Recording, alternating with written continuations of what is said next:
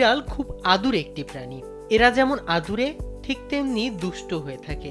এদের 1 মিনিটের জন্য কোথাও শান্ত দেখা যায় না। কখনো মালিকের কোলে এসে গড়গড় শব্দে ভালোবাসা জানায়, আবার কখনো ঘরের জিনিসপত্র ভেঙে গর্বে বুক ফুলিয়ে ঘুরে বেড়ায়। তাই বাড়িতে বিড়াল পোষা মানে প্রতিদিন একটু হাসি আর মিষ্টি বিশৃঙ্খলা। তবে এই বিড়াল নিয়ে এখন এক অদ্ভুত সমস্যায় পড়েছে ভূমধ্য সাগরের ছোট্ট দ্বীপ দেশ সাইপ্রাস। দেশটিতে মানুষ প্রতি একটি করে বিড়াল গণনা করা যায় এবং কমবেশি সবার বাড়িতেই বিড়াল পুষে থাকেন।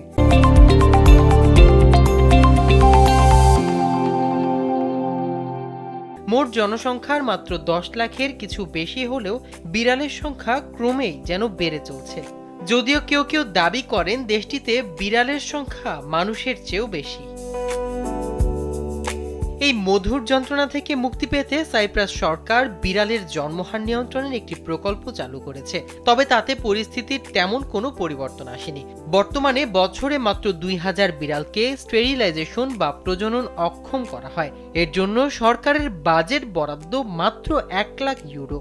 পরিবেশ কমিশনার অ্যান্টোনিয়া থিওদোসিও মনে করেন এটি ভালো উদ্যোগ, কিন্তু এর বিস্তার না ঘটলে কার্যকর হবে না। গত মাসের শেষে পার্লামেন্ট থেকে পরিবেশ বিষয়ক কমিটি থেকেও একই দাবি হয়ে ওঠে বিড়াল নিয়ন্ত্রণ প্রকল্পে অর্থ বরাদ্দ ও কার্যক্রম বাড়ানো। তবে অনেকের মতে শুধু অর্থ বরাদ্দ বাড়িয়ে সমস্যার সমাধান করা সম্ভব নয়। কারণ সাইপ্রাসে মানুষের বিড়ালের প্রতি ভালোবাসা গভীর ও ঐতিহাসিক। শহর ও গ্রামে প্রায় সর্বত্রই দেখা যায় বিড়ালের খাবার ভর্তি পাত্র এবং তাদের জন্য তৈরি ছোট ছোট ঘর। ফলে বিড়ালের জন্য প্রাকৃতিকভাবে অনুকূল পরিবেশ তৈরি হয়েছে।